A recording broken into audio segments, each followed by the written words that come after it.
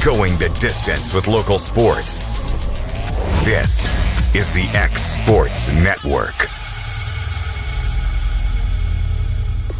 Great food is just a short drive to Hinie's BBQ in Lawrenceburg. Mouth-watering is just one way to describe the amazing flavors of the best piece of Hinie in town when you dig into a plate of pulled pork, hand-chopped brisket, chicken, wood-fire oven pizzas, and the menu goes on. Wash it all down with a swig of Hinie Shine lemonade and then make your way over to the gift shop full of Hinie sauces, snacks, and more. Hinie's BBQ, Highway 43 North in Lawrenceburg. The Hidden Garden, located just off the square in downtown Lawrenceburg, is your hometown oasis for massage, aesthetics, full hair and nail services, and body waxing. Gift certificates are available, and be sure to follow them on Facebook for their specials.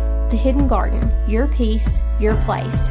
222 Pulaski Street, Lawrenceburg, Tennessee, or phone 931-762-9799.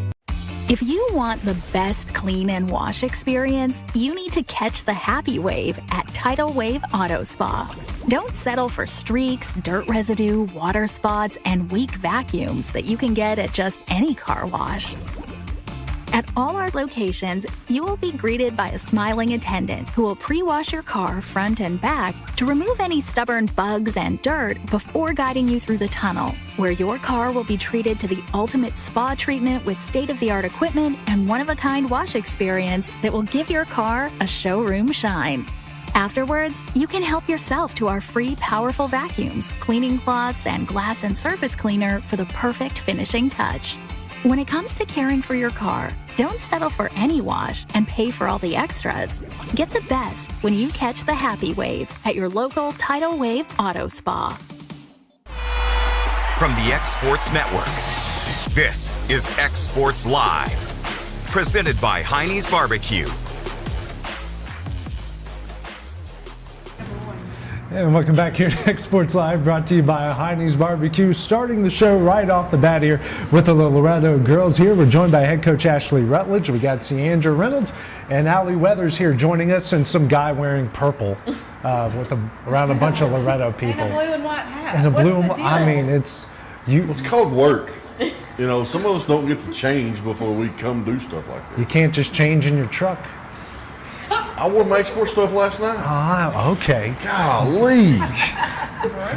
He's right off. Yeah, this is just what we do here. Can I go ahead and say it? Just say it. I'm the redheaded stepchild. That's how I'm treated. There's always one. That's one. me. That's how I'm treated. Embrace it. Yeah. I fight back. Well, guys, obviously, big week coming up here. You got your home opener. Whew, I mean, breaking in a new gym. Just how exciting has this week been for you guys? You can start it. Oh, they want me to start. You want you to start? It's been exciting. Last night at Mustang Madness was like a real test. The gym was packed. It was the community came out. We just hearing the music and seeing the LED boards. It's exciting. Yeah. Seeing. Like she said, Mustang Madness was really good. Just gave us a feel of how it would be for an actual game. I just can't believe it's in Loretto. It's crazy to walk in there and think that it's our gym, but I'm really excited for it. Yeah, just like you mentioned, Allie, you guys got to pinch yourself that you guys got something like this that's on your campus right now? Yeah, it's crazy. Just getting to practice in there is just an honor within itself. Just the rich tradition we have, and just being able to put up a new gym like that, it's real nice. Ashley? Yeah, just talking about the rich tradition, we got our banners up this week, and it just like when you walk in and see all the banners, it's just amazing to know that, hey, this is our gym, and we love the barn and everything, but it's really exciting to be in this new facility because we saw it. I guess y'all remember looking out of classrooms and seeing them dig the dirt up, and so we started watching it from day one. So it's been exciting to see the process. It just feels good to be in there. Like you said, just great to see the process and how it's turned out. For you guys, obviously you've been busy. You know, last week you guys got a couple games in under your belt. Just what did you like out of your team during those 2 games? Well, we knew we were playing 2 really hard matchups, 2 of the better teams in Alabama, and they had already had a few games under their belt. And the first game we won on a last-minute 3. Coco hit a 3 at pretty much the last second, so that was exciting. We played that at 6:30 and turned around and played at 2:30 the next day. Yeah. And we knew it was not the greatest of matchups, and they were very good. we took away a lot from that game on some things that we've got to improve in. But it was really good for us. Sandra? Yeah, it was great. Just like she said, we got some things to improve on, and we're working every day to improve and get better. I was really proud of our team in the first game. We just played really hard and played to the end. With that being your season opener, you never really know how it's going to go and if you're going to show up or not. It was a tough loss the second day, but they were still a really good team. So It's good to face good competition right off the get-go like that. To kind of, you don't want to say like a punch in the mouth right off the get-go, but really just kind of like, boom, a big wake-up call. We'd much rather have that than go out and win by 30 or 40. And it, like Allie had said, it felt like district or region because we like to cheer and dance and all that, and I can't say that we've ever done that before February. And so when we came in, it's almost like we had just won a district championship. It was just a good feeling. I was like, okay, this is gonna be a fun season. They were excited, the coaches were excited, so it was a fun moment. It was just great, like Allie said, Coach said, just to come off a great win, come in, have energy throughout the season, just continue from that game and just bring it on throughout the season. So both of them said, I agree. The dynamic of this team, obviously you didn't graduate a lot from last year. You lose a lot. You got the core of this team back and a lot of starters, a lot of production back. It's got to be good for you as a coach to know that you got who you got back with this team that's really been building here. Sure. I mean, it's always nice when you bring the bulk back of last year's team, and then we have some good additions in our freshman class that are going to provide some things on the floor as well. But I got to give it a lot to our captains. These are two of them, and they just do a really good job of taking care of things so that as coaches we can just focus on the X's and O's, and they really do a good job of leading the team. Guys, obviously being two of the captains, what's the team like? Kind of what are the dynamics that you guys have this year? It's a little bit different than last year. Always different getting a new team, but I think we've meshed together really well, just getting the new people in. And I mean, we've played with some of those girls that are new since we were younger too. And so it's just been really fun getting to know the dynamic of this team. Like she said, it's great. It's good to be in there, get with new people, work with them. It's great. They mesh well. I will say, when you walk in the new gym, I guess in the old gym, my office is right beside the locker room, and you can hear through the walls. I don't think they ever knew I could hear a lot of stuff they were saying. I couldn't really hear what they were saying, but I could hear them through the walls. But I could walk in the new gym, and I literally can hear them laughing and cutting up in the locker room that's in the back. Yeah. So, I mean, it's not, obviously, they'll probably like that every day. They know when it's time to be serious, but you can tell these girls have a good time together. Dustin? I just want to know, how is it going from, these younger girls coming in, coaching them, and then y'all stepping up, so y'all kind of lead the path for them, and then you just kind of step in and just finish it off. Yeah, they do a good job they lead by example. You hit the nail on the head, and we're just talking about this. Her mom actually coached a lot of them, and her dad through TVBA. And so all these kids, it's just they've played together for so long. So it's really neat. It's not something we've been working hard the last year or two. Right. They've been working hard since they were a little bitty. And I've been there for 10 years, so I got to see some of these girls play when, I guess Allie was in second. I remember she was in second grade playing with maybe fourth graders or something. She was little bitty. And I loved watching her play. She's so little. And I was like, she's so fiery. She still is. But so they've been working together their whole life. And we're so proud. Sandra came from Lawrenceburg and then came to South Lawrence her 8th grade year. And she just fits right in, just personalities, dynamics. They really mesh well. You mentioned you've been around all of these girls for a very, very long time. How fun is it to kind of watch them when they're itty bitty, then they grow up and do what Sandra and Allie can do? Yeah, it's a lot of fun. It makes things more sentimental for me because this is I've been to 3 different schools and I've been here the longest. And like Jenny Clifton, I vividly remember Gracie, my oldest, would come out of kindergarten, come off the bus, and Jenny would walk her off the bus every day. And she went through a moment she didn't want to ride the bus, and Jenny took care of her. So I've seen these girls since they were little. I think Allie and Carly, I'll never forget, they were ball girls one game, and they were just sitting there, just so little. And I was like, oh, how many years till I have them? And boom, here we are. She's a junior, she's a senior. And so it is nice to see them grow up, but it also makes things very sentimental when they get close to graduating. So it's always it's really hard when season ends and you're done with kids. You're never really done with them because I love them to death and I'll always love them. But when you're not coaching anymore, it's hard to let them go. It's like your kids. Yeah. It's probably hard watching Carly at Alabama when you want to like kind of coach her in that direction. Yeah. We take her back if she wanted to come back. Well, Allie, like she mentioned, you've been up through this program, since you were born. Just kind of tell us what that experience has been like to start from itty bitty to now.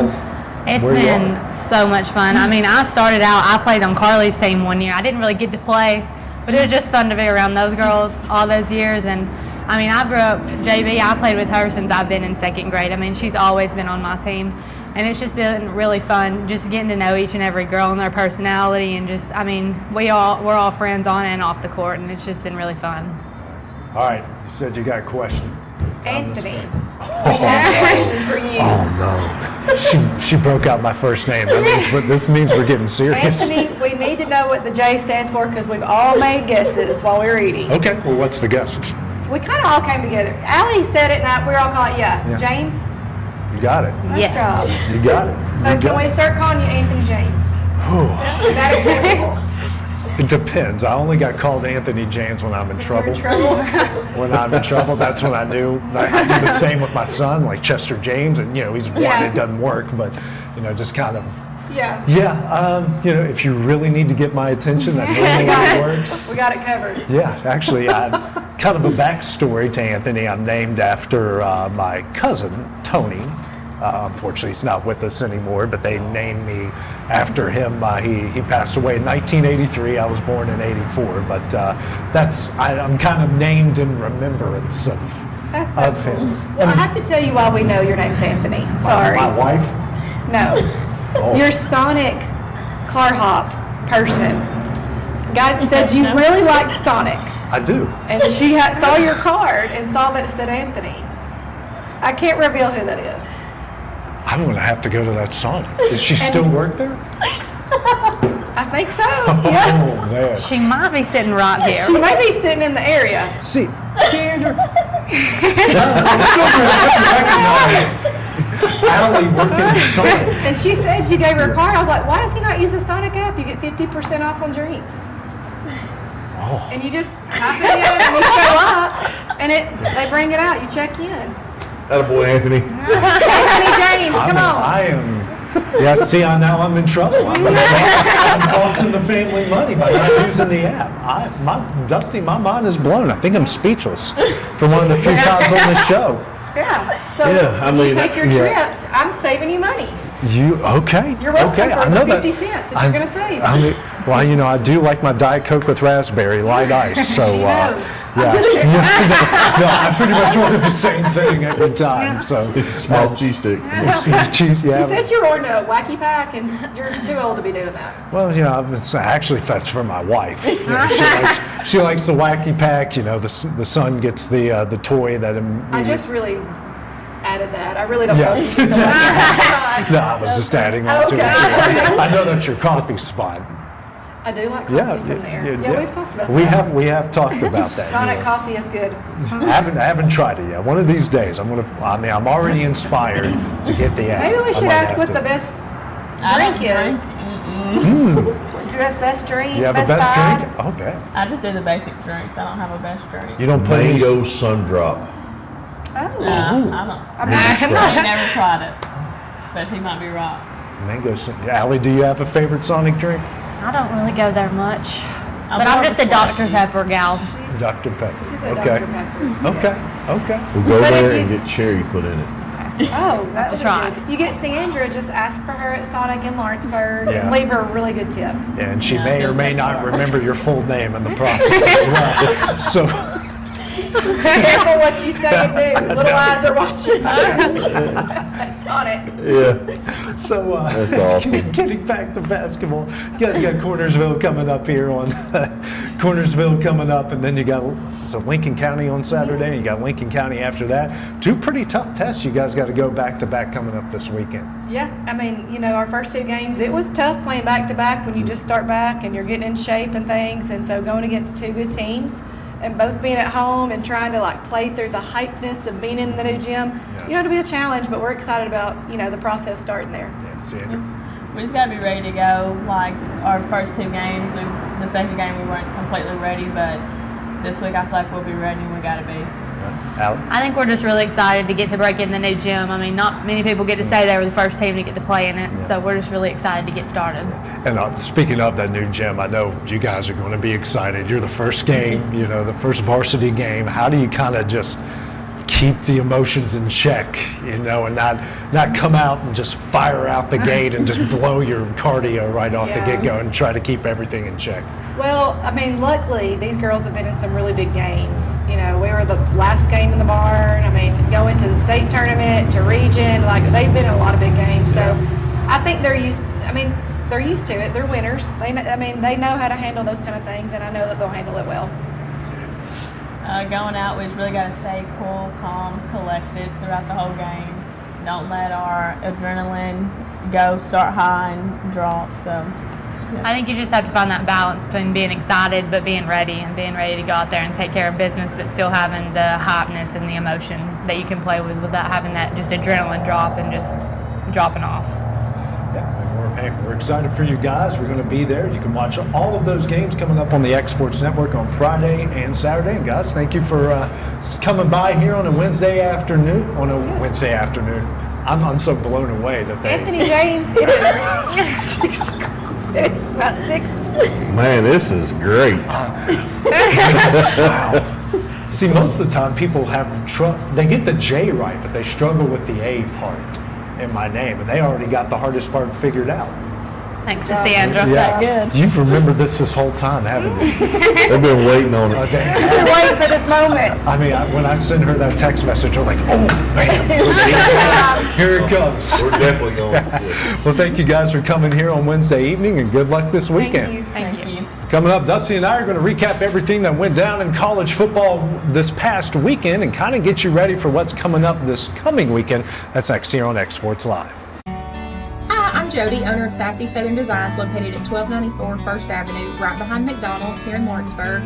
We carry ladies' clothing size small to 5X. We would love to have you come out and shop with us for the holidays. We get new arrivals in every week.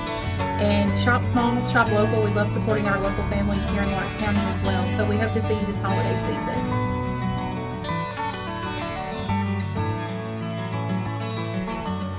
Head on over to Shaw Southeast Distributing in Lawrenceburg to find everything you need for your home, business, or fundraiser. To make life easier, Shaw Southeast Distributing now accepts EBT cards. Have a concession stand, food truck, or just your kitchen at home? Leave it to Shaw to fill your shelves with ease. Shaw Southeast Distributing delivers. Family owned and operated. Phone 931-762-7760. Follow us on Facebook or visit us at 1603 Ripke Avenue in Lawrenceburg.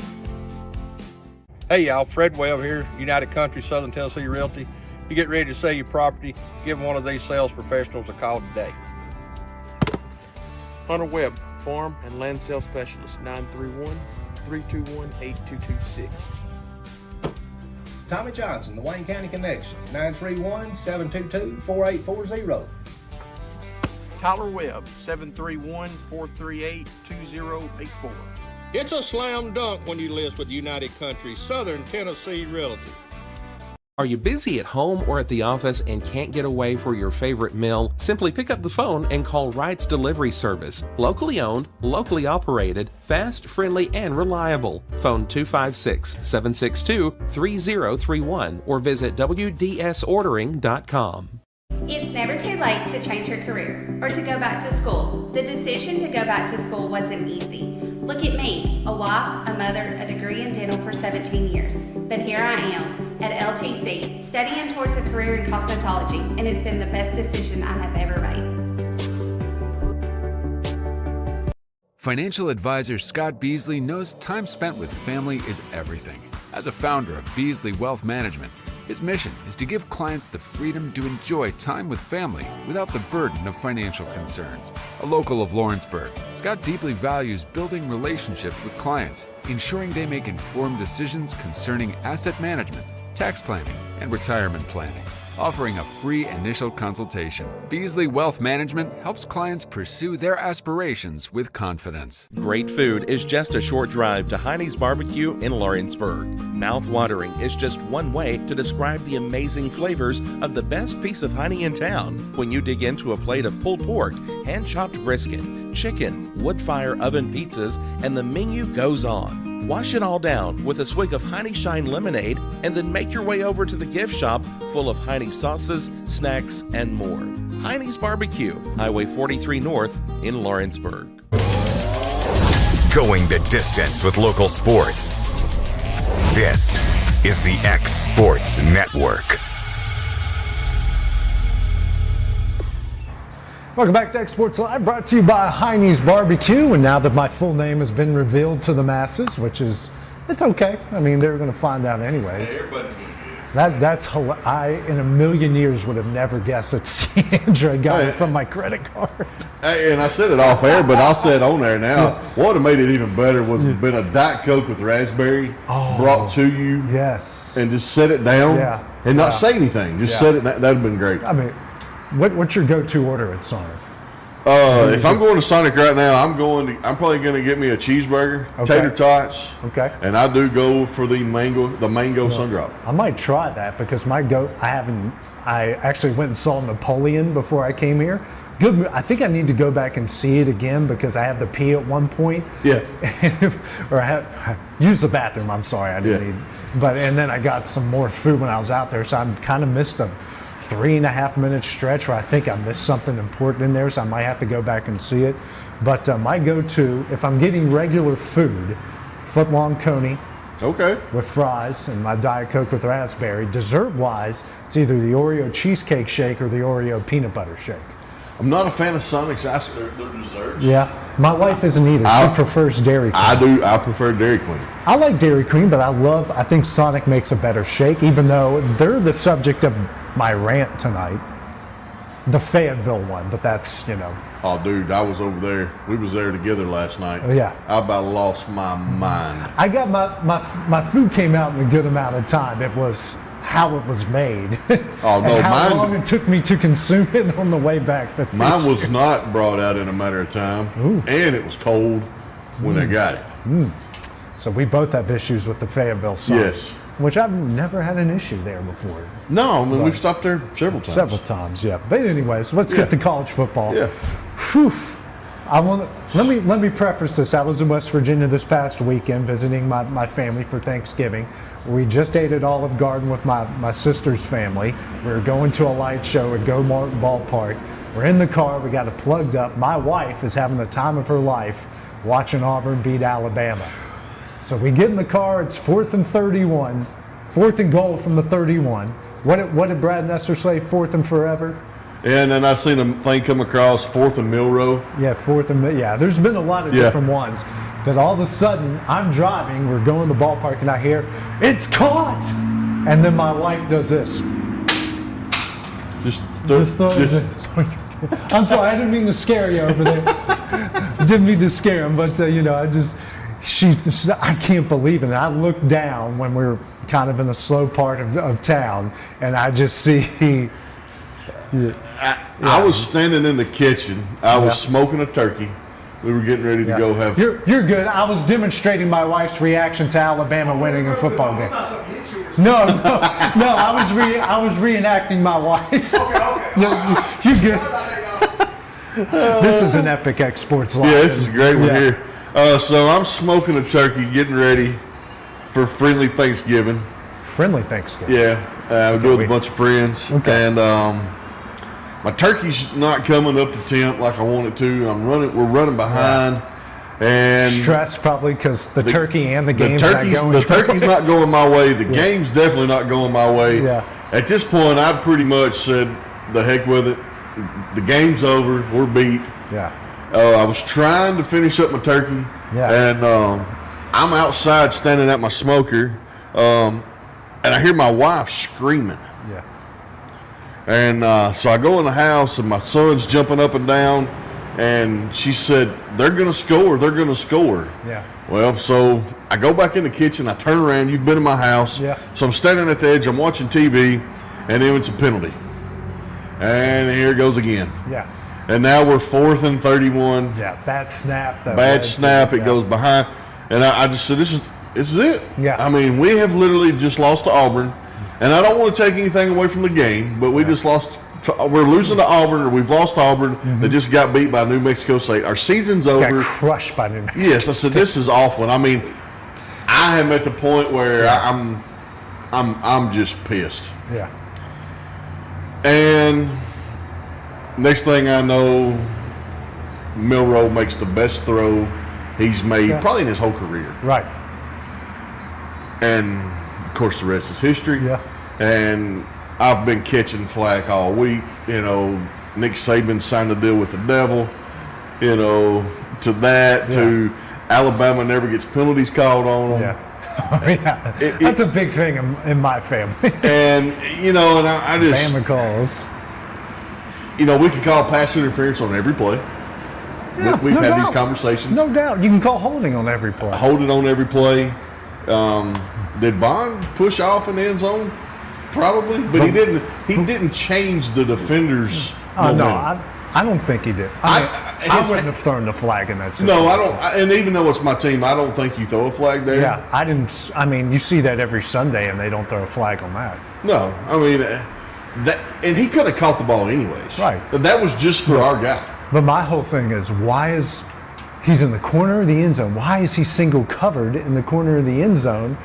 I mean, they only rushed 2, and those guys really weren't given much of an effort to get to. No, I mean, Milroe's just standing there bouncing on his toes. And he throws a perfectly placed, only Bond can get it. Bond's the only person Bond can get it. Yeah. Perfectly placed. And if you want to say it, he threw a dime. Absolutely. And, you know, Auburn ran up and down the field. They did the same to Georgia, too. I want to mention that's what people aren't saying. Yeah, they did the same to Georgia with the same play calls. They couldn't throw on Georgia. They haven't really thrown on anybody, but they did the same to Alabama. It's a very similar game, except Georgia pulled away earlier, and Bama won it late. Right. You know, so, hey, I'm going to take it. It's a win. It's a win. I don't care if it's 1, 7. I do wish they would have given us the pick 6 at the end. Yeah. I mean, the game's still. They didn't give it to you? No. Why not? If you look at the score, they didn't give it to us. Even Eli Gold said it on the radio. I got to listen to the end of it after we left when the game was over. Yeah. And that's what he was talking about was, you know, technically that game wasn't over until he went in the end zone. I mean, that's still a live play. Yeah. Even though it's at 4-0. You can score when there's zeros on the clock. Yeah, but they didn't give it to him. Okay. Well, they still had. Yeah, I mean, we still won. Who cares? But, you know, we'll talk about the next game here in a little bit. Yeah. So, but the first game, the big game that day was what a game. You know, great game. It was a great game. We got a lot of thoughts on it. I thought Ohio State's defense was really good. I thought second half the running game, even though the stats don't really show it, they ran the ball pretty well against Michigan, and it kind of opened up the rest of the offense. But I mean, Michigan got big time turnovers. Ryan Day could not make the big. He needed to grow a pair of onions in some situations. What he did at the end of the first half was stupid. What was he doing? You have all that time in the world. You can definitely get 2 yards. And even they were going to kick a field goal regardless. I don't think they're going to get a touchdown in that situation. Right. But put your kicker in a better situation. Because look at it. They got gold. They got those neon gold field goal posts. And everyone in the stands is either wearing red or that yellow. That's a hard place to kick a football. Yes. Because you can't really see it. No. So you put your guy in a closer situation to make it work. But, I mean, Ohio State doesn't have the quarterback. Michigan's defense is really good. Michigan's offense did what they had to do. I thought their offensive line that's where I was going to go. The passing game with the tight ends was really, really good. And I came away thinking, I think there's a lot of teams that can beat Michigan right now. I'm just being honest. I think Missouri can beat Michigan. I think Bama can beat Michigan. I think Ohio State, if that game's in Columbus or on a neutral field, and Ryan Day's not coaching, beats Michigan. I just have I think you're right, but I want to say something, and all we talk about when we talk about college football and tight ends, we talk about Brock Bowers. Mm-hmm. We don't talk about he that hasn't kid had that great of the year, in all honesty. And we haven't talked about that kid from Michigan. Yeah. That dude was running seam routes up the middle, untouched. Yeah. Looked just like Brock Bowers out there. And then they injured the first string guy, and the second guy was just as good as he was. Yes. Corum running. Dude, he's just a beast. He's a beast. But he didn't. I voted for him for the Heisman last year. I'm not going to this year. I don't think that's a secret. I'm not supposed to reveal who I am voting for because that's 2,500 players at this point. I'll tell you off air who. Right. I'm still going to wait till after the weekend. I got till Sunday to get it in. But I think the offensive line, they lost that guy. They got inspired. I was impressed with their defense, and it's the simple things. It's just came down the turnovers. They lost their leader on their offensive line. Yeah, and scored on the very next play. Very next play. Yeah, I mean, that's just what makes me so mad about this whole scandal. Their team is good enough. They don't need to do all that crap. No, I mean they have won 6 ball games without a head coach. Yeah. And I want everybody listening. If people talk, we're SEC guys here. I know you're West Virginia, but I'm all over the place. Right, but you see what I'm saying? Like in the geographic here. Yeah. Big Ten football is a Power 5 Division I class. Yeah. And for Michigan to win like they have, that's impressive. Yeah. To do it without your head coach. Right. It is impressive. And Penn State and Ohio State, and actually I'm going to throw UNLV, who's playing for the Mountain West Championship. You got to add that to it. That's a pretty good. UNLV was good early, and we talk about the resume. We talk about the strength of schedule. We talk about all that stuff. Yeah, which we're going to bring up in our next segment when Clint gets here. Right, but I don't know. I mean, we'll talk about this a little later in the show too about the game coming up. Yeah. With the Big Ten championship, but I mean, Michigan can win a whole. I called it first of the season when we started talking about it. I said they're going to win the national championship. Yeah. I still think they can. Yeah.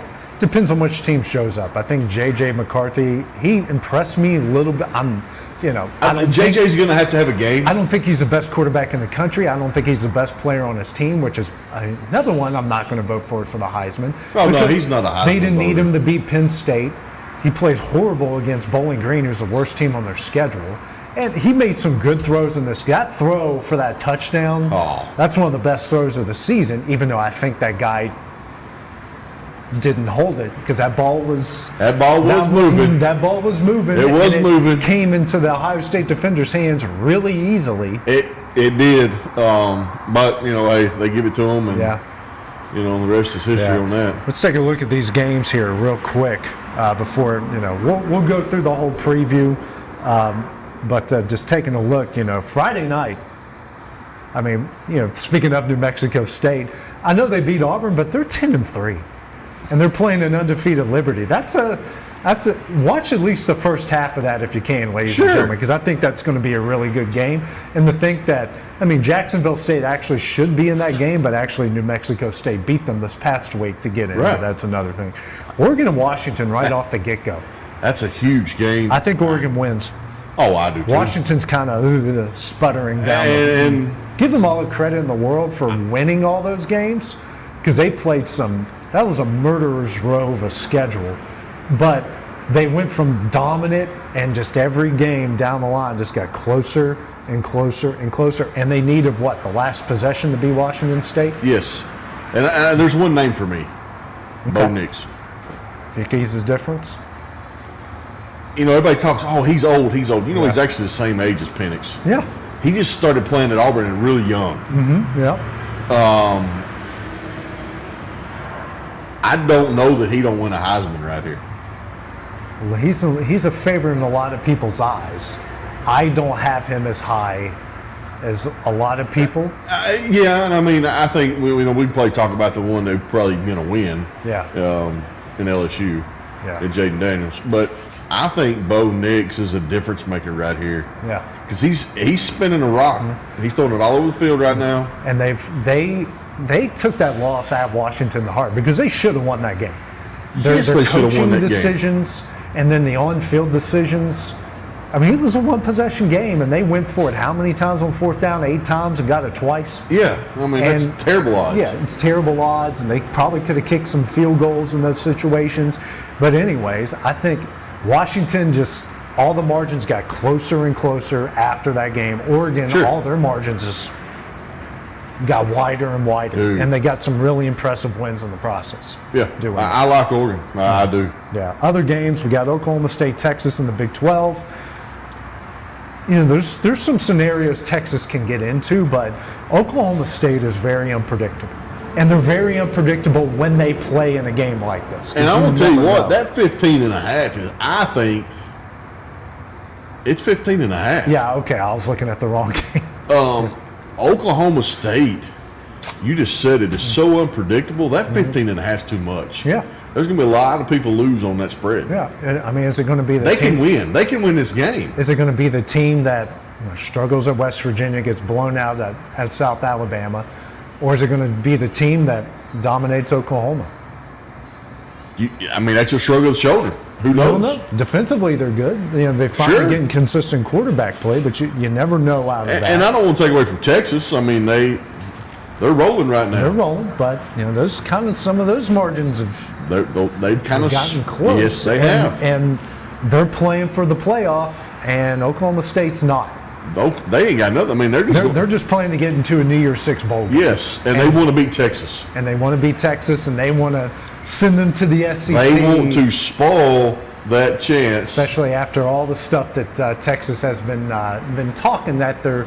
Did you see all those videos at their last home game against Texas Tech? Yes. They're asking for the first game of the day for them to leave Dallas. Absolutely. So we talked Georgia, Bama. We'll get more in depth with Clint gets in here. Is there any scenario where Iowa beats Michigan? Okay, I want to bring this up. I've got it on my phone here. DraftKings has got a bet out. Okay. 0 points from Iowa, first half and second half. Okay, so you can actually bet that they don't score, and it's like plus. You can actually get some good odds here, like plus 130 on the over. I think they score. Here's how I think it's going to go down. They're going to get a block kick or a special teams mistake by Michigan, or they'll get an interception because their defense is really, really good. Again, they haven't played the best competition up and down. Hey, talent's here. Just get here when you can. Yeah. he's here. We'll bring him on in a second. But, again, they haven't played the best offenses, haven't played the best competition. I think they force Michigan into a mistake and they kick a field goal. I think that's how that's going to go down.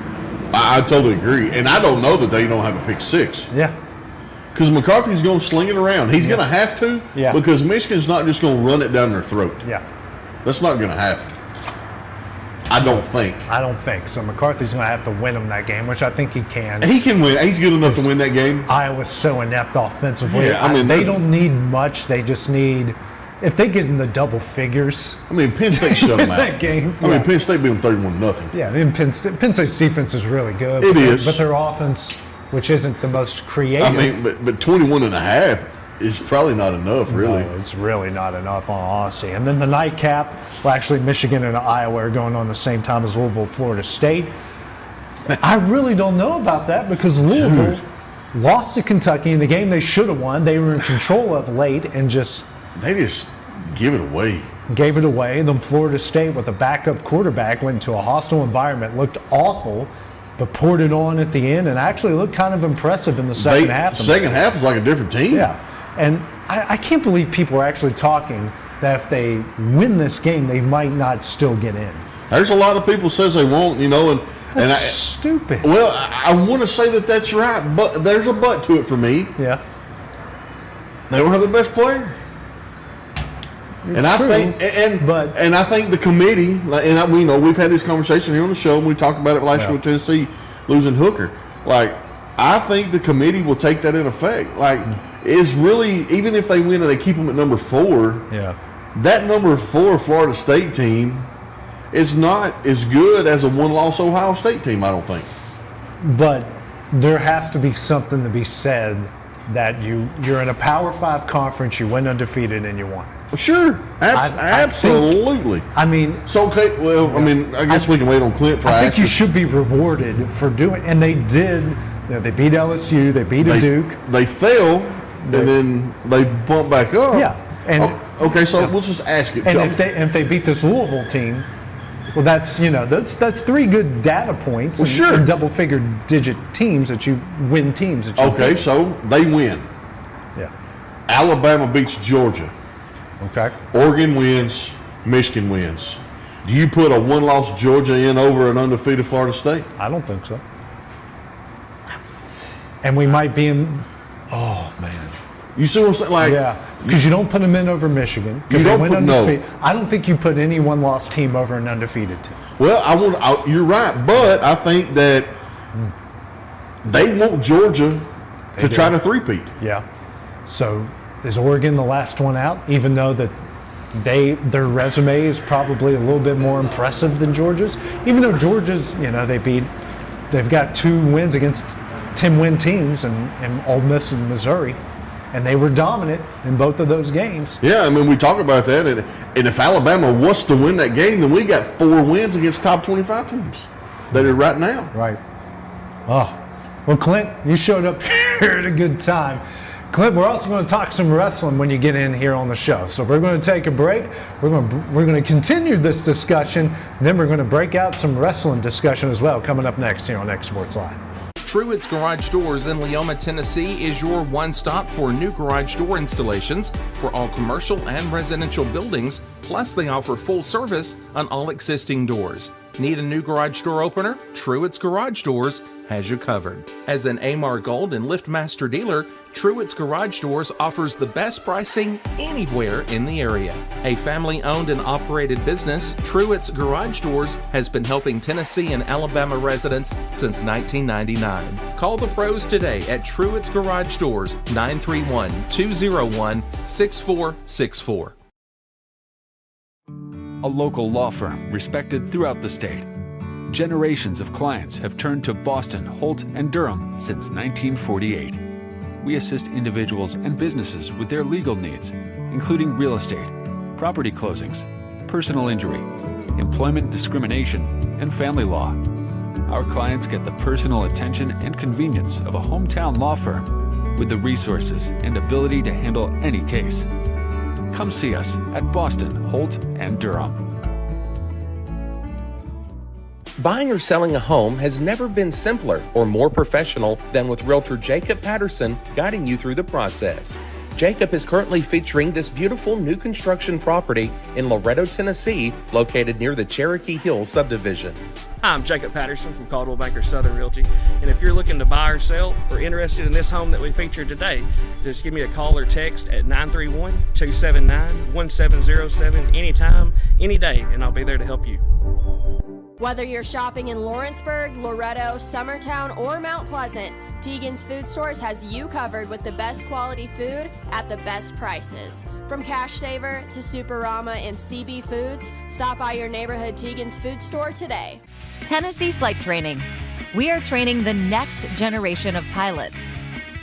Come and see why Tennessee Flight Training is the best way to learn to fly.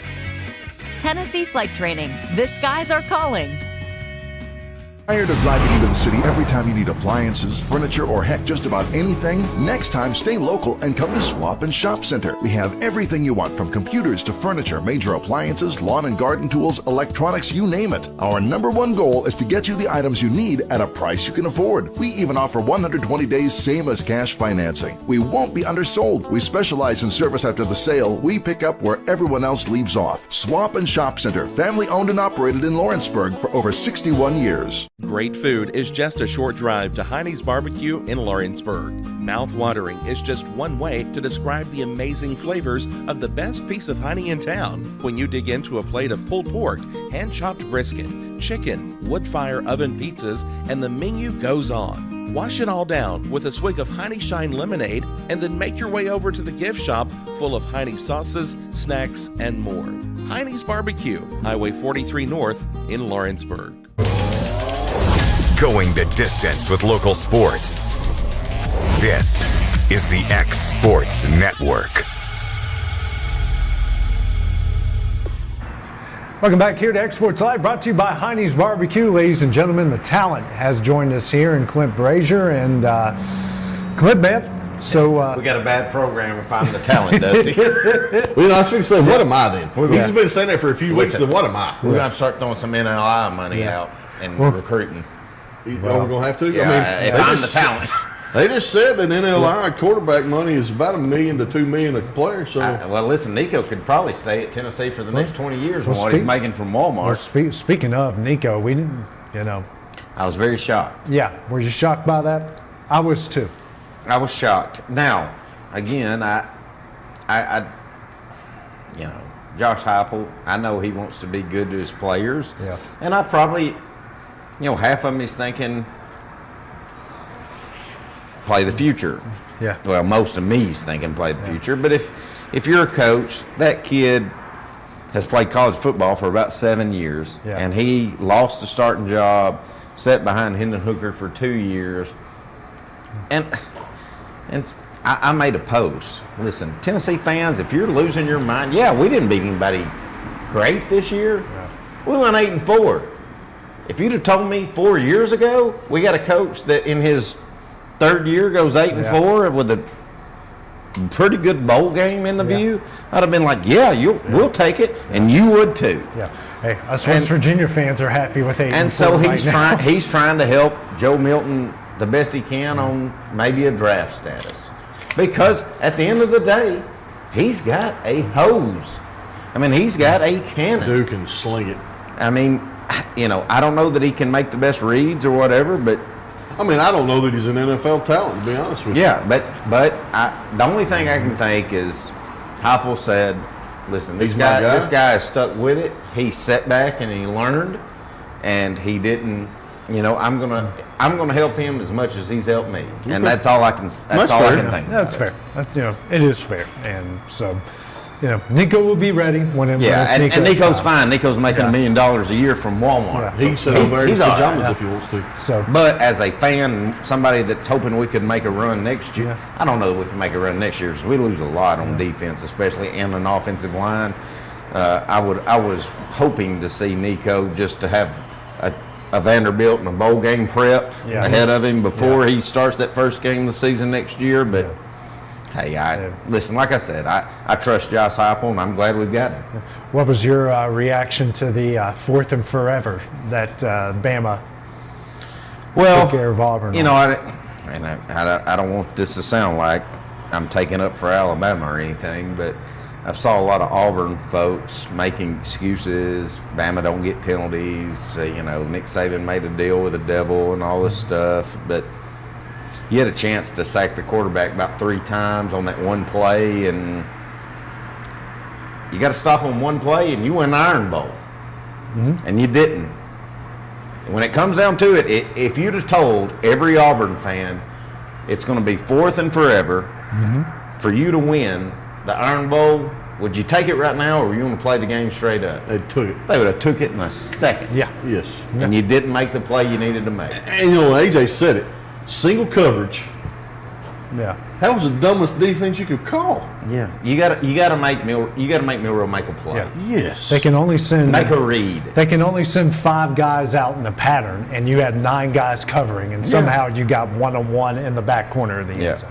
With our second best receiver. I mean, that's on Auburn. That's on Auburn. I don't care who you are. Well, second best receiver at Bama is like a number 1, but it's like I was telling Dusty off air. Yeah. New Mexico State is a whole lot better than Auburn fans or Alabama fans give them credit for. And I don't care who you are. Auburn, as bad as the year they've had, they weren't worried about New Mexico State. They were looking ahead. Yeah. They were looking ahead. I mean, it showed how competitive and it shows how big the Iron Bowl is. Sure. I mean, it's a huge game. I mean, it's probably, we talk about all these rivals, from team to team. I mean, it's probably the number 1 in college football. It's up there. Michigan, Ohio State's Ohio State is very intense, and You know, Tennessee's got a couple good ones, and It's Tennessee, Florida. But I mean, you talk about my team. I said I think it is. Yeah. Well, I've been saying it for years, and it still makes me mad. I mean, Tennessee's biggest rival is Florida. It's not Alabama. No. I mean, it's Florida. Why do we play that game the first SEC game of the year? That game should be played late. Because if we play Florida right now, I think Tennessee would be a 3-score favorite. Oh, easy. Especially since Florida is in meltdown mode like they were against Florida Yeah, State. they were fired up. It's third week. Yeah. They were fired Everybody's up. healthy. And Joe Milton got exposed on a road environment. And that's a hostile environment. I don't care if you're playing at 11 o'clock in the afternoon or 7 o'clock at night. The swamp is the swamp. It is what it is. But yeah, that's one of those that I hope when the new schedules come out, because there is no East-West, there is nothing anymore SEC-wise. I hope that Tennessee-Florida takes Florida State's rivalry week out. I hope that's the last game of the year. Yeah, I mean, because we're always the third week in October. That would be a good time to put y'all in with Florida, or at least somewhere in there. Well, Tennessee's still going to play Alabama. Sure, we'll play. Yeah. I think Tennessee's 3 lock-in for sure games is Florida, Alabama, and Vandy. Alabama's for sure lock-in games It's y'all, Auburn, and LSU. LSU. Yeah, Alabama gets a rough deal out of that one. Man, we talking about. Thank goodness Auburn's not very good right now. Right, and trying to rebuild. They're going to get there. But again, it's still an Iron Bowl. Yes. Yeah. Well, speaking of the SEC, speaking of Bama and Georgia, guys, let's get into it. Now, there's a ton riding on that. Bama's at 8 in the latest college football rankings, but I think we all know they beat Georgia, they're in. And Georgia, everyone talked about how weak their schedule was, but when you look at it, they've beaten 2 10-win teams. Ole Miss and Mizzou, who a lot of people think could give Michigan a run for their money, certainly can beat a Florida State. So those 2 wins look pretty good. And they boat raced Tennessee at Tennessee, who's an 8-win team. Yeah, I mean they've got their schedule at the start of the season didn't look great. Looks a whole lot better now, but I mean this is going to be I really don't know what to think of this game because I think Alabama's improved. I think they're more battle tested than Georgia, but Georgia's roster is really good, and sometimes you're not battle tested because you're flat out just better than everyone that you play. Well, I'm going to go first. I think that Alabama played that Iron Bowl game scared to death and worried to death that we can't screw up. I think they played that game not to screw up because it would have cost them their playoff. They didn't play very good. All right? But I think Alabama's going to go into, I think Nick Saban's going to have Alabama going into Atlanta saying, this is it. Let it all hang out. You have nothing, I mean, we have nothing to lose. Georgia has everything to lose. Yeah. And I'm picking Alabama. You taking Bama too? I am picking Alabama. Well, I feel like y'all jinxed it. I've been saying for a week that we have a chance to win the game. I just don't know how Milroe can handle the pressure from that defense. Well, but again, you've got a first-year quarterback that hit the team he's playing for hasn't lost a game in 3 years. Absolutely. Yeah. And Nick Saban is Nick Saban. I've said on our show that I think Kirby Smart is the new Nick Saban, but Nick Saban's still there. Yeah. He's still winning 11 games every year. I mean, it ain't like he's Philip Fulmer and he's struggling to go 500. Right. You know what I mean? Oh yeah. He's still the man. Now Kirby Smart may be the next man, but he's got to play the man in this one. And Nick Saban's been to more of those things. And again, I think I just threw up a little bit in my mouth that I'm bragging this much on Alabama and predicting Alabama, but I'm picking Alabama just for those reasons. I think he's going to have them ready to go because I don't care who you are. Yeah. I don't care what you think or Kevin thinks or anybody else thinks. Nick Saban has about a 2-year window left. Mm-hmm. I think it's this year and next year. See, and here's me, coming from me. For some crazy reason we could win it, he's done. Yeah. I don't think he goes 2 years. 2 years max. You think if he wins it this year, it's it. Hey, I appreciate it. He's done. Figure out who your next coach is. Absolutely. I got you. That's my opinion. And I do too. But and if we lose it, if we lose this Saturday, he's coming back one more year. He's got his quarterback coming in. He's going to go 1 year, and that's going to be it. But see, here's the thing. He's going to be 70. And 72 years old. But this is how great Georgia and Alabama have become. That it's like a SEC championship's like a mediocre thing. Well, if you win the SEC championship and you go to the playoffs, it's been a heck of a year. Yes. Right. You know, and I think Nick Saban's looking at it like, all right, let's win the SEC championship and let's get in, and then we'll see what happens. Yeah. But I think next year, I think Nick Saban's fixing to go out all over, and that Mercedes dealer, them 9 Mercedes dealership he owns, and every backer he's got in Tuscaloosa, they're fixing to go offering the best players all over the country money for him to make one big run.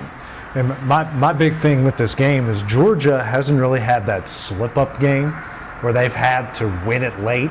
You know, they did it last year at Missouri, where Missouri led all the way to, the 5-minute point. And you can probably put a little bit this year in Missouri. That's about the closest one they had. Missouri Georgia State was only 8 points. Yeah. And well, they were so vanilla in that game. Yeah, they were, but it was still 8 points. They were protecting kids in that game. Remember what happened a couple years ago? They go in undefeated, haven't really been challenged all year long. And 3 years ago. 3 years, yeah. It's been 3 years. 3 years. 2021 was when 20. You talking about Tua? No. It was Bryce. Tua was a national championship. It was, and fourth and forever. Yeah, we hit Devontae. That was 2021. 2019. That was 2019. 2021 is when that was Georgia's first championship year. Yeah. And they lost to Bama in the SEC championship, and Bama just boat raced them. I mean, all right, so they hadn't lost a game. Yeah, Bryce. So they hadn't lost a game since then. Yeah. Bryce had his coming out party against Georgia that year. So guys, they still got beaten in the playoffs. They got beaten still in the got playoffs. in the championship. So there is a doomsday kind of scenario in this. And I can't send it to us. I can't wait to get your all's opinion on this. So if Oregon beats Washington on Friday night, which I think they will, so that puts Washington is holding up. I mean, they've got their fingers stuck in that leak in the dam. Well, they're holding on to the edge of the boat, and they've barely got their fingertips on it. Texas wins, beats Oklahoma State in the Big 12 championship. Bama beats Georgia. Iowa pulls the miracle of all miracles and beats Michigan, and Louisville beats Florida State. How many? Is that 7 12-1 teams at that point? If we got 7 12-1 teams, who are the 4 that you guys would pick out of that? Texas. So you take, because they beat Bama at Bama, so you think that's... Are you saying Texas wins against Oklahoma State? Yeah, that makes them 12-1. I don't think Texas loses that game. But I don't think Iowa's going to beat Michigan State. But if that happened, I'm predicting. Y'all may have already predicted this game, and I didn't hear it, but I'm taking Louisville over. Even after the loss to Kentucky? I do. I do. I don't think we finished that conversation. Yeah. If Florida State loses, I don't trust the ACC as far as I can throw this table. No. Well, Florida State loses, they're out because it's 12-1. They didn't win the conference. I think they can get in. Against a team that Kentucky just beat. Yeah.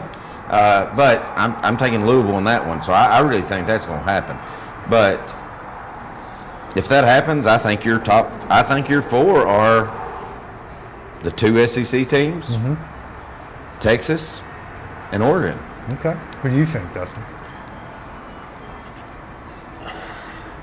If that happened. Yeah. If that now, it won't, that ain't that's my Final Four. Yeah, that's your opinion. That ain't what's going to happen. Yeah. If that happens, it's going to be Ohio State or Michigan still, and one of the SEC teams out, and Texas and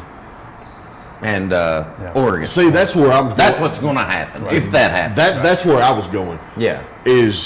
But the 4 that I would have in it, if that happens, whatever SEC team wins gets in.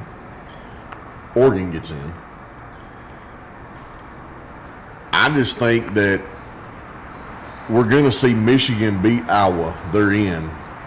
Florida State loses. But what he's saying is if Iowa wins. Oh, if Iowa wins, then if Iowa and Louisville well, win. then it's going to be Ohio State and Texas. So you will have your SEC winner. That's right. I forgot about that. Yeah, that's what I said. That's what I said. What will happen? Yeah. That's why I said Ohio State or Michigan. Right. I think it's Ohio State. Michigan's out. But how do you do that though? Because they're going to fall. Because you got too many teams. See, and that's what's wrong with college football. Yes, because you would let a team in. Of course, now I get it. It was at Michigan. Yeah. But you would let a team in that got beat by a team that has the same record. So it's the same thing I just said, AJ. Yeah, no. Our last segment. So if Alabama beats Georgia, even if Florida State wins, how do you let Florida State in over Georgia? Yes. Two-time defending national champion. Yes, and you're trying to tell me that Georgia's not better than Florida State? No. Even if they had their best player, they're still not better than Georgia. 100%. Yeah, I mean, so you see what I'm saying? Like, now hopefully a lot of this stuff will fix itself next year. Next year, but this year a problem. Right. Yeah, next year's not a problem at all. But this year, is more for playoff. This week is for playoffs. So what do you think? And there's a hope. I think if Michigan loses, I think they're out. And Florida State loses. If this Florida State's out because they don't win their conference, ACC. Right? And it's the ACC. It's not great. I think Michigan is out because they didn't win their conference, and their best win is Ohio State and Penn State at home in a close one. Yeah, and Penn State. That was at Penn State. It was at Penn State, and it'd just be. I think it'd be a way that the committee and everyone just gets back at Harbaugh. You've been suspended twice, and it would just be hilarious that he did because he's back for this game. Yeah. And he loses, they're out. I think Oregon's in. I think Bama's in. I'm looking at Texas's. They beat Bama. Wins, yeah. They beat Bama at Bama.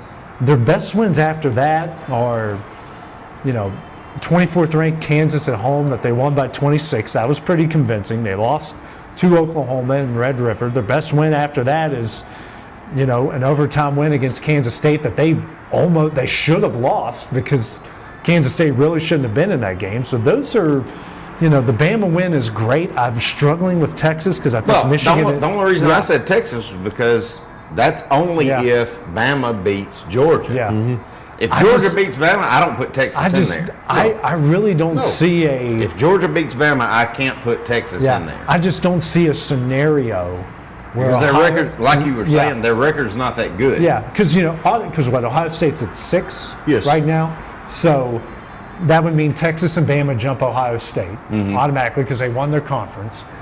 I don't see a scenario where Ohio State gets in because Michigan beats you. They'll still be ahead of you, and you didn't exactly look the greatest in that game. No. So I don't think anyone from the Big Ten gets in. So I do think it's going to be Bama, Oregon, Georgia. And part of me thinks Washington might still get in, but I don't, just because they played so poorly down the stretch. I think you're right, Clint. I think Texas gets in. I think they have to. I think you're right. And you can't, watch. Texas will get beat. They get beat by Oklahoma State. And then Florida State will win, and Michigan will blow out Iowa. I don't think that 22 points is enough. I still think Florida State, if they win and Bama beats Georgia, and we're sitting in a scenario where Oregon wins, Texas wins, I don't think Georgia gets in because you're not a conference champion. I think the committee. So you think they'll leave them out? I think the committee puts a lot of. Golly, Kirby Smart will. I think the committee puts a lot on conference championship and going undefeated. Yeah. Because if you're going to put that same precedent on Michigan, who didn't play. Their schedule's very similar to Georgia. You got two teams at the top of that, and I think a lot of people put Penn State and Ohio State, in the rankings right now, Penn State and Ohio State are higher than Missouri and it's hard having this many teams like this because we've said it for years.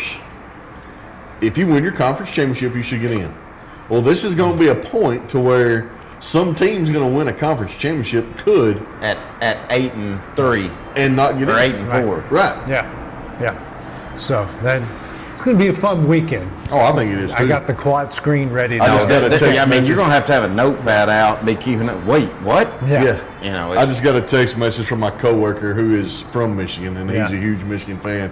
And he said, "Y'all have lost y'all's mind if Michigan's losing to Iowa." And I said, I said, "This is just a doomsday." Make sure, doomsday scenario. Listen, old buddy, make sure you realize I said that's not going to happen. But if it happens, I don't think it's going to happen. None of us but think if it's it going to happens. happen, but stranger things have happened. Yes. College football is It is college football. But all right, Dusty, you want to hit the music?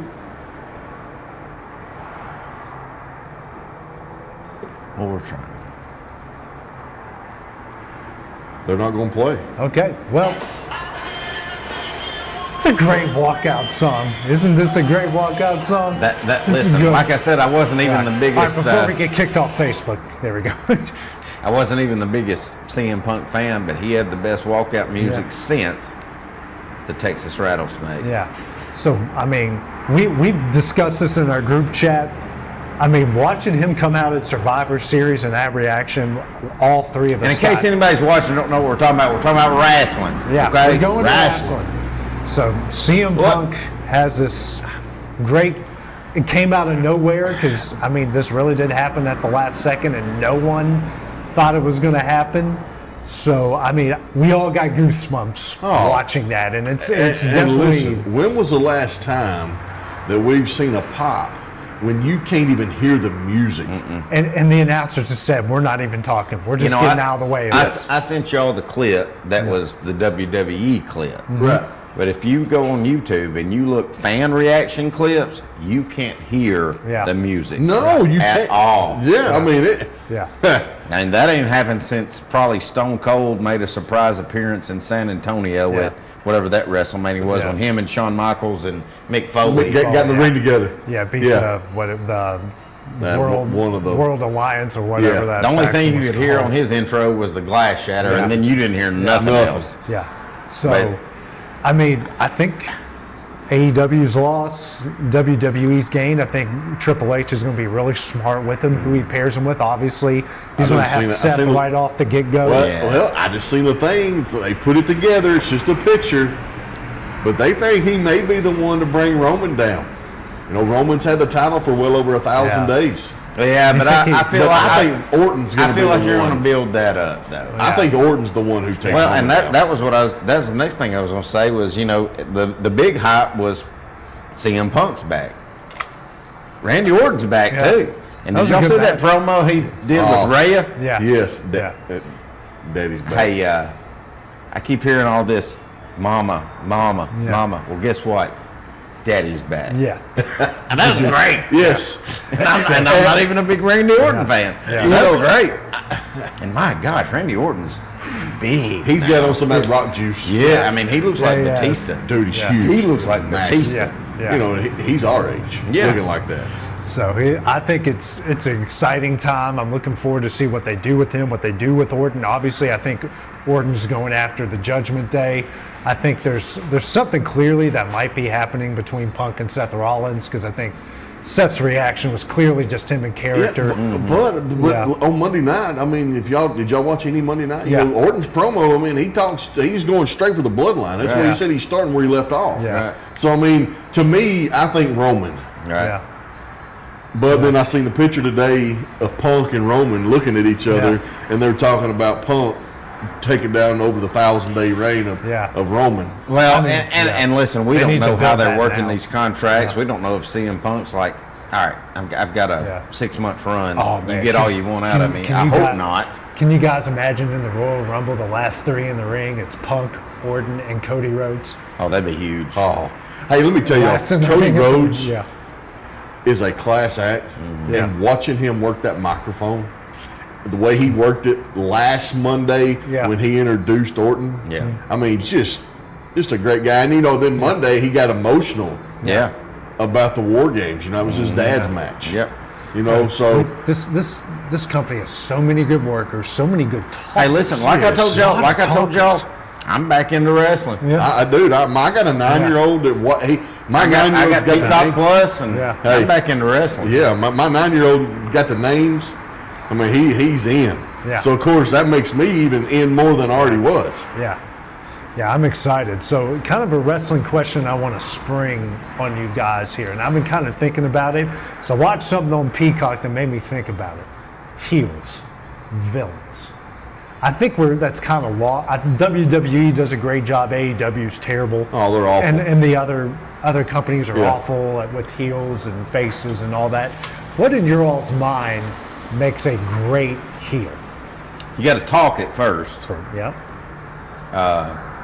You got to talk it first, but you got to be Ric Flair, Bobby Heenan too, where you can do just subtle gestures to make everybody in that audience hate your guts. I'll go one step further. I think Eric Bischoff. Well, I think Eric Bischoff. Listen, I know he's your boy, but to me, it's going to sound blasphemous that I don't say Ric Flair or Rick Rude or whoever, but Triple H is the biggest heel to me in the history of the WWE. Jim Ross straight hated him on commentary. Well, but he sold it so good. Yeah, he did. You can't knock him. I mean, I've always said. And on top of that, he was maybe the best worker. You know, let me take that back. He wasn't the best worker, but he could sell it in the ring, and he was a heck of. That's the thing. If Triple H hadn't got hurt 3 or 4 times in the late '90s and the early 2000s, oh my gosh! I think he might be on my Mount Rushmore if Triple H doesn't get hurt 3 or 4 times. The way they work a match, the psychology in the build-up, the psychology in the match, the things that they do, it doesn't need to be. You don't need to go through 5 tables. Kendo sticks are stupid. I don't know why people break out kendo sticks. It's still. Or trash can lids. Trash can lids. Like, you can hit me with one right now. It might sting a little, but I'll be fine in 5 seconds. I'm coming after you. I'm not dropping like a sack of potatoes. Yeah. Exactly. But, I think that's just Jake the Snake was such a good heel. Roddy Piper. See, when I think heel as in the ring. Well, Savage. I think long term, Jake the Snake, I rooted for him more than I don't see. He had a heel run with the Warrior and some things. But for long term, I think Jake the Snake's. I'm rooting for him. Yeah, he was the good guy, and he was kind of mid card. Yeah. But Savage, holy crap! Let me throw this one out to you. Does a good heel? Because I've been thinking a lot about this today. Heel-wise, is it good when a character doesn't have to change much? Like, think about it. Stone Cold's character as a heel and as a face was practically the same. The Rock's character was practically the same as a face and heel. Still talked a lot of trash. He just used more crowd work as a heel than what he did as a face, as far as making fun of the crowd. Triple H, you can sort of say the same way. Ric Flair was a lot the same. Do you think that the all-time greats are the guys who you can be a face or a heel and you don't need to change much in between? Well, that's why I was giving Triple H the nod. Because Triple H was doing it when a bad guy was a baby face. Yeah. Triple H was a bad guy, and the crowd still hated him. He made the crowd still hate him. Yes. But now, you look back in the 80s, early 90s, that's why those guys are more legitimate heels. Yes. Because if Stone Cold and The Rock basically don't run in and save people, every once in a while on a Monday Night Raw or a SmackDown or a pay-per-view, in the 80s, they'd have been heels the whole time. Yeah, really. I mean, and that's the only difference in their heel promos and who they were facing. I think has a lot. But everything changed by then. Facing heels, they were facing heels, but still doing the same stuff. Yeah, still talking the same trash. So I think nothing changed. there's one we just talked about him. I think fits that category great. Yeah. Either way, and that's Randy Orton. Yeah. You don't trust him. No. No, he even did it in the War Games match. He looked at Jey Uso and goes, "I remember." Yeah. And there's another one. He's retired now, and I thought he played a great heel versus a babyface, and that was Kurt Angle. Yeah. Oh, listen, Kurt Angle. I've got my Mount Rushmore, but he's about number 6. He's creeping up with that goofy smile and that gold medal. Well, listen, coming up on it. What he did in the short amount of time, and then what he did his career with was a bad neck and hooked on lower tabs and painkillers and stuff, and just kept carrying that company. So what about Lesnar then? I mean, Lesnar leaves WrestleMania with the fans going crazy. Yeah. But you still hate his guts. Yeah, well, listen. I think it has more to do with who he is, especially his first stint in WWE, where he's all about the money. I still think people still think he is. Just okay, so I just seen a video about him the other day. And listen, what should have been one of the greatest matches of all time, Stone Cold Steve Austin, the referee, against Goldberg. Goldberg And they and both Brock missed Lesnar, it. and they both get booed out of the ring. Where the only way to save it is, all right, Stone Cold Stunner and both of y'all, and we're getting out of here. Right, we're going home. But I watched the interview the other day. You remember the time when Lesnar, the guy, I think his wrestling name was Zach. He had one leg. Yeah. You know, Lesnar just beat this poor old kid to death. Right. Seen an interview with him. Of course, he's older now, and he's talking.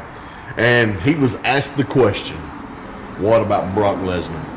And he kind of smiled, and he said, the worst tail kicking I ever took in the ring. He said, but he was hands down the nicest guy to meet in the locker room. Well, and I think if and you that ask, kind of goes back. That kind of goes against some of that stuff that we've read about him. You know, I would have never thought he would have said that. I think if you ask anybody that was there in his first run before he went to MMA, would said he was just raw and he hurt people and he wasn't. He's careful. good. He didn't know what he was doing. But when he came back, I think he started listening. I think he took a lot of Undertaker's advice. I think he took a lot of Triple H's advice. Said this is how you take care of people, you know, without hurting them. And since then, I think that's why he can just come and go when he wants to, because it's going to sell. I think he's a good guy. He's great. I think he's a good guy, and he's learned a lot of lessons. He's just not a big crowd. And that gives him a bad, him a bad taste in a lot of people's mouth. Yeah, You know? and especially he lives the way in he Saskatchewan, and he don't want to deal with nobody. And Hey, he'd rather ice there's a fish lot and of people hunt like than, that. hey, I need a little money. Let me go do a 6-month stint on. Let me go beat up Cody. Let me have a trio match with Cody Rhodes and earn a couple million. And he's at the point now where he don't care if he loses. No, when he put Cody over, I couldn't believe it. Yeah. I think we've talked about that. I was like, he put I Cody saw over. that and I said, good on you, Brock Lesnar. Yes. Because you didn't have to do that. No. You could have He said, took I'll 3. never come back if I lose this. So next week, we're going to start something new. You're going to like this. We're going to pick a match a week. Okay. And we're going to just break it down. We're going to pick our favorites. I've got some categories. I'll send them your way. So I think we're going to go with one of the most infamous matches. And we'll talk about the lead up to it, the match, and then the lead up afterwards. Hogan Warrior, WrestleMania 5. Gotcha. It's 6. It's WrestleMania 6. It is 6 because Macho Man was 5. WrestleMania that was 6. the power. Mega Powers exploded. I'll throw out the categories to you early next week. We'll watch it before we come in. We'll talk about it after. I don't even need to watch it. That's ingrained. That is, I couldn't believe that he passed the torch. Well, he had to go make Suburban Commando. I see we got a message. Yeah, we'll close this segment out and then we'll go to it's from Joe Wilson. Dusty asked what his role is on the show. Looking at that trio sitting there, I would say he is without question the eye candy. Your role? Yeah. Well, that just shows Coach Wilson's from Alabama. Yeah. Hey, and he also said that Bill Dundee was a good heel, which he was. He's a great heel. And by the way, if there's a wrestling movie coming out on my birthday, we've got to watch it too, boys. If y'all, I was honestly, I'm glad you brought that up.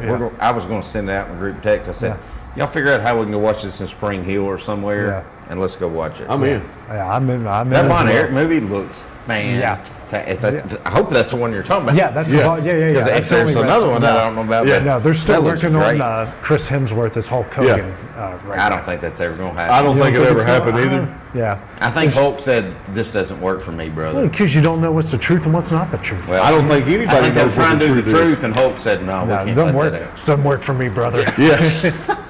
Well, coming up next here, me and the guys will close out the show. It's What Are You Thinking? And our rants. It's coming up next here on xSports Live. If there ever was such a thing as a company that could do almost anything, well, Hinie Properties is it. These guys know how to completely transform your existing home into something new, or just do it room by room.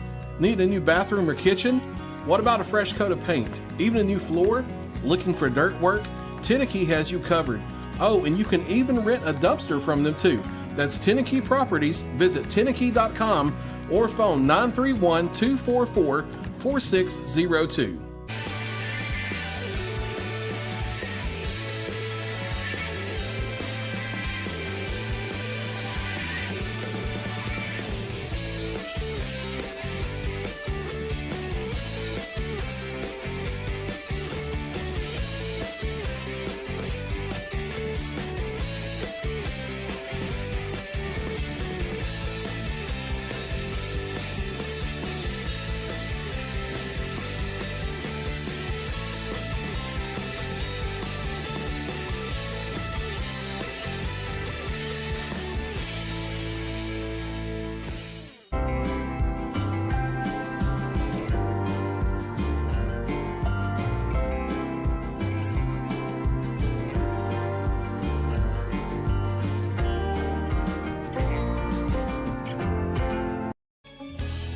Hey guys, I'm Kyle Hammock, General Manager here at Heritage Automotive, your Chevy GMC dealer in Lawrenceburg, Tennessee. I'm from Marshall County, Tennessee, where I went to Cornersville High School. I attended Cumberland University. After Cumberland, I went into the United States Marine Corps to serve the country. After that, I went right back into the car business. I'm very familiar with the car business. I have been around the car business pretty much my entire life. And my commitment to you is to ensure the most competitive new and used vehicle pricing on the market, as well as the best service around. Well, we'll treat you like family here at Heritage Automotive in Lawrenceburg, Tennessee. Do you have a small farm, a big farm, or just critters in the backyard to feed? If you answered yes to any of those questions, then you need to make the short drive down to A&B Feeds in Etheridge, Tennessee today. Owner and operator Jamie Ayers has you covered and will treat you right. That's A&B Feeds in Etheridge, Tennessee.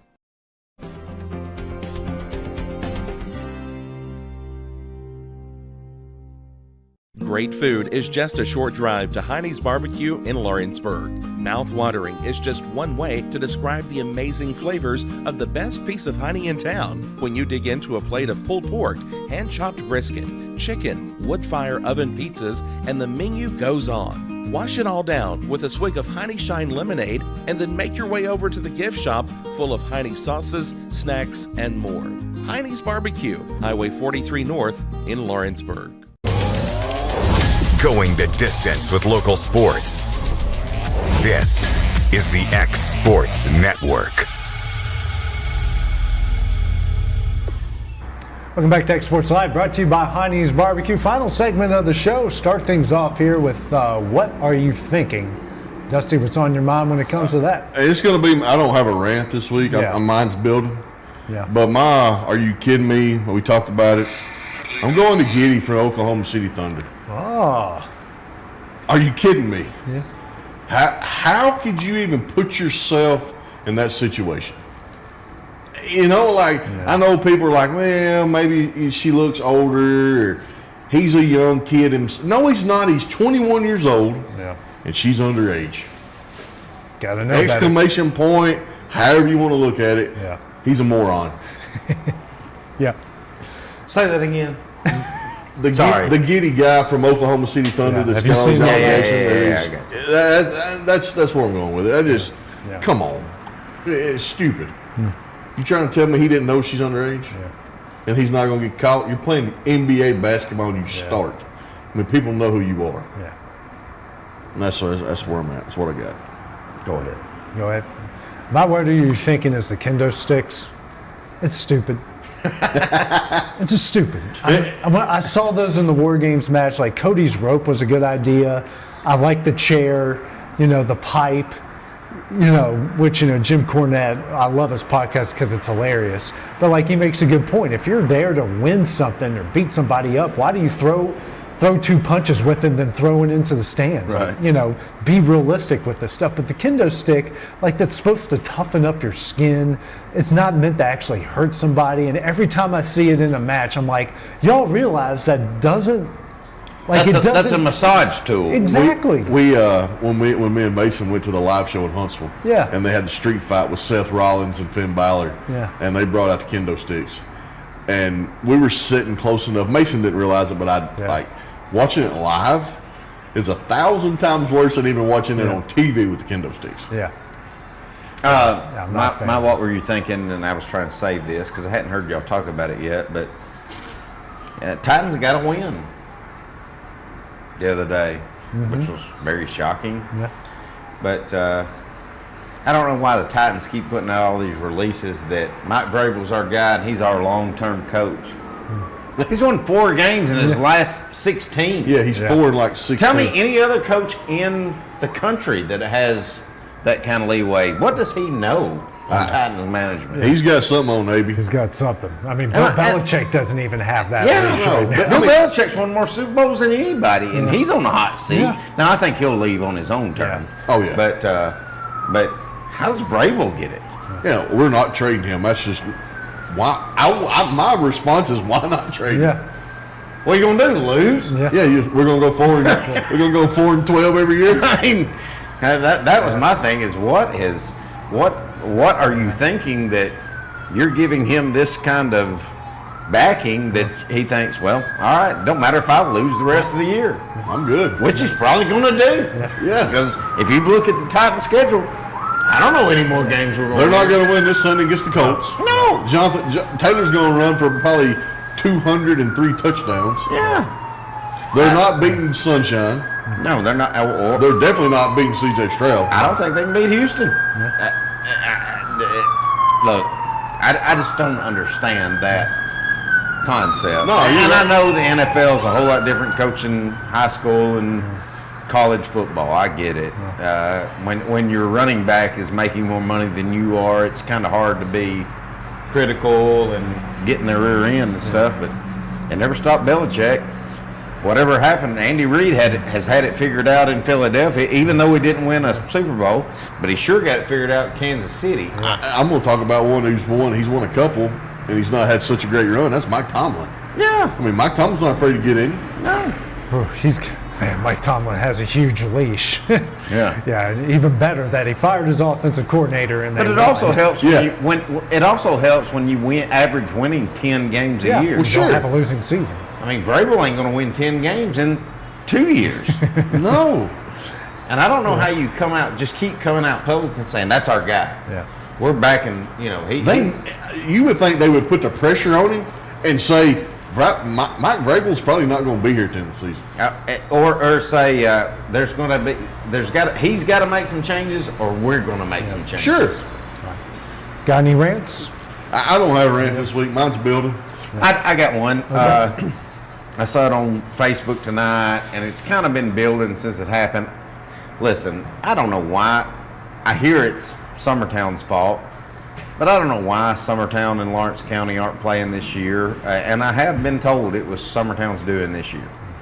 But I've heard a lot of Lawrence County folks griping about it and making fun of or calling out Summertown folks for it, which is fine. I think they should play every year.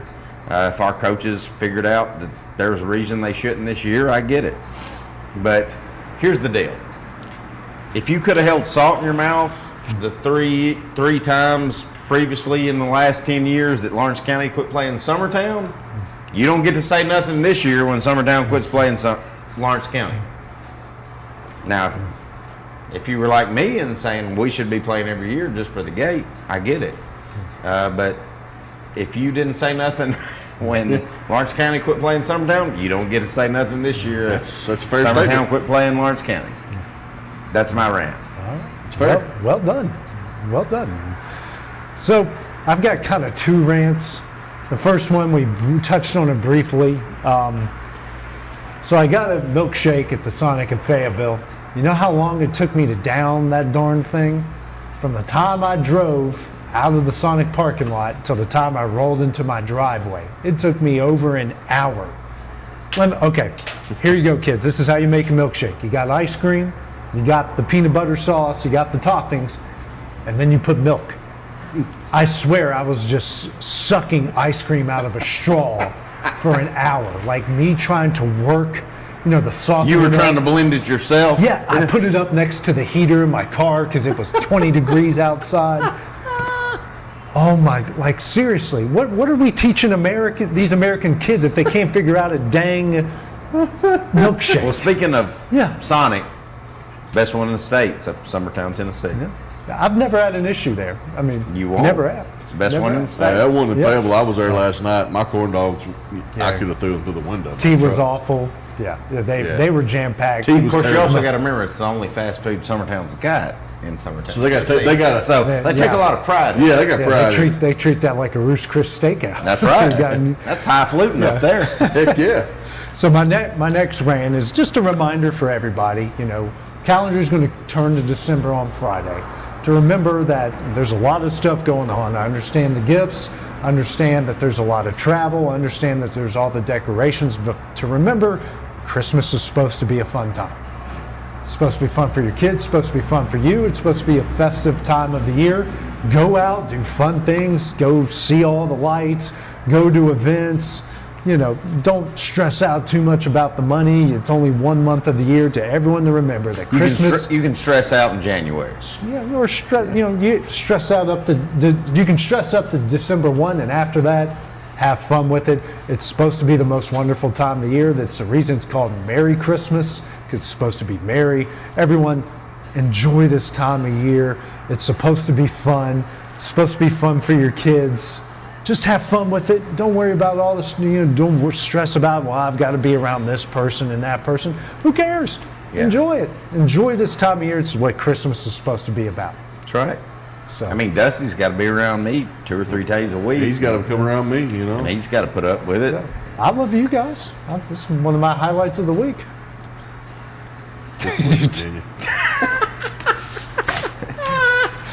All right, so that will end it here for. I do want to give a big shout out to Mr. Kevin Wright. I want to give a big shout out to Kevin Wright. Had to climb the attic ladder last night and set all his gear up at Summertown. Kevin, you can be our biggest proponent that we need a new gym at Summertown. Hey, I saw they got a new sound system, right? They got some screens out there that the pregame video pregame video was on. It looked good. I like the side of it. Yeah, it looks good in that little bitty elementary school gym we have to play in for high school basketball. But I mean, but it looked good. So that does it for xSports Live here tonight. So for Dusty Kaiser, Clint Brazier, and for producer extraordinaire Kevin Wright, I'm AJ Good. See you guys next week. Going the distance with local sports. This is the xSports Network.